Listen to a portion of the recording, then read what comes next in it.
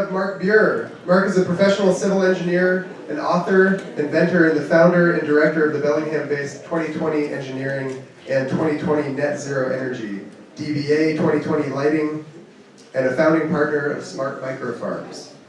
Since 1995, 2020 has been at the forefront of the research and development of sustainable methods, systems, and infrastructures that reduce capital and operating costs, restore and protect ecological systems, and create and maintain healthy communities. Mark's sustainable and low-impact designs include rainwater harvesting systems, permeable pavements, rain gardens, ecologically based water treatment, and water reuse systems including living machines, material recycling and composting facilities, and urban agriculture. Mark is a founding board member of the International Living Future Institute, a current board member of the Cascadia Green Building Council, and a professional stakeholder of the Seattle 2030 District. Let's welcome Mark to the stage.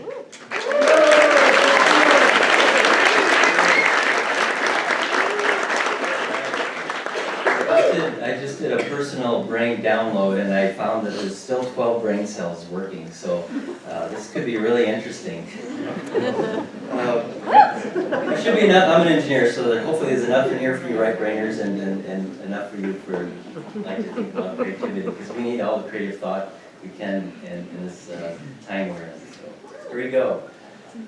20 years ago, I came across this statistic: 10,000 people per hour coming onto the earth. That's after die-off. I check this every year. This is the rate we're still on. That means after this 4-hour event, there's 40,000 more people on the earth. That's about 200,000 today, 1.5 million this week, 6 million this month. You get the idea. How are we going to support this? World population, there's three paths that they expect we go on. Unfortunately, I believe we're on the 8 million path. We're going to have mass die-off if we don't come up with something to help everybody in this world. I mean, there's just the resources and the way we're running our resources right now are just not sustainable. One of the things we have with food is, as you know, the average distance food comes in North America is 1,500 miles. The price of food tracks the price of oil, and you know, what is the tipping point? When will this occur? There's a lot of dynamics in the world that could lead things that food is simply unaffordable for most people. Food. What is the most important energy source on Earth? We can live without oil, coal, wood. How can we live without food? How is energy value in food expressed? Calorie. The energy needed to raise temperature of what? 1 gram of water, 1 Celsius. I always like to look in the past. What can we learn from the past? Well, until about 75 years ago, most of the food was fertilized with recycled human and animal waste. And about 75 years ago, phosphorus rock was discovered. If you treated it with some acid, you could use its fertilizer value to grow food. What happened is the world population exploded. So good and bad happens all at the same time. Of the 100% of phosphorus rock, which there's limited resources, it's a fossil fuel. Most of it is in the country of Morocco. Of the 100%, only 20% of it makes it to our fort. And that's because of the losses along the way, polluting our water sources. And we just flushed those nutrients out into the bays and really contaminate it. What we need is a total kind of look at how we manage things from an integrated system of food systems, water systems, and energy systems. And all this stuff is proven technologies out there. There's a lot of things. This is not reinventing anything. It's just figuring out how to do it. How did we get here? There was a good salesman in the 1880s. His name was Thomas Crapper. There was no plan how we got here. He sold toilets and the water got flushed out of your house. And where did it go? It started polluting the streams and rivers, and finally us engineers were called to put a solution at the end of the pipe. What if we would have think through how we should actually have done this? We shouldn't be using water to convey our waste, number one. So it all starts at the toilet.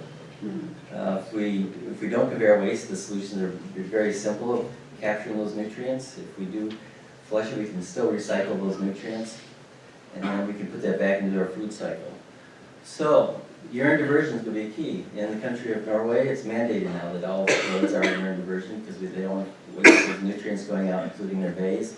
Most of the nutrients that we eat pass through our number one or source, and I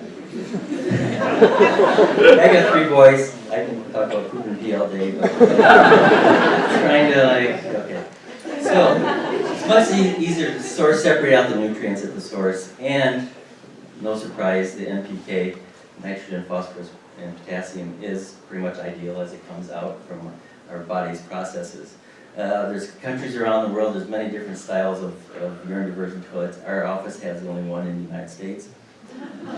Source separation, so we have the water loop and the nutrient loop. And these are keys to figuring out how to appropriately handle each one of these.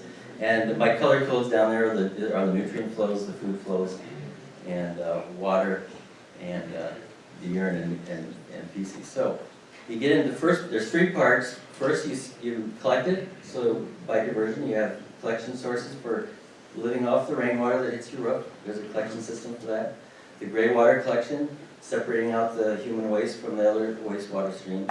And then the second step is how you handle and treat those sources. One of the things I wanted to point out is not only the food sources, but all of our food scraps is all key to this. We're going to recycle and reuse all those food scraps of our food cycle. Many different technologies and ways we can simply treat and handle the nutrients of gray water and rainwater. And then the different uses. We can have potable and non-potable sources of rainwater. You only use potable water when you need it. The nutrient uses are going to be some technologies out there like aquaculture, aquaponics, algae production, and greenhouses and better gardening and agriculture techniques. Urban agriculture. So this is a chart I came up with. We need to maximize not just agriculture, soil-based growing of foods in small scale and large scale, but we're taking advantage of the water-based systems. Those are more technical. Those are the aquaculture, aquaponic systems. Those are also the ones that are going to employ people.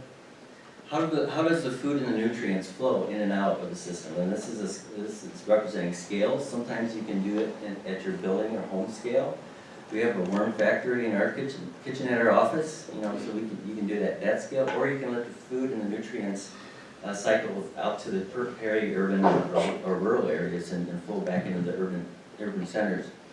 I came across algae, and this is the key to the future. I'm convinced.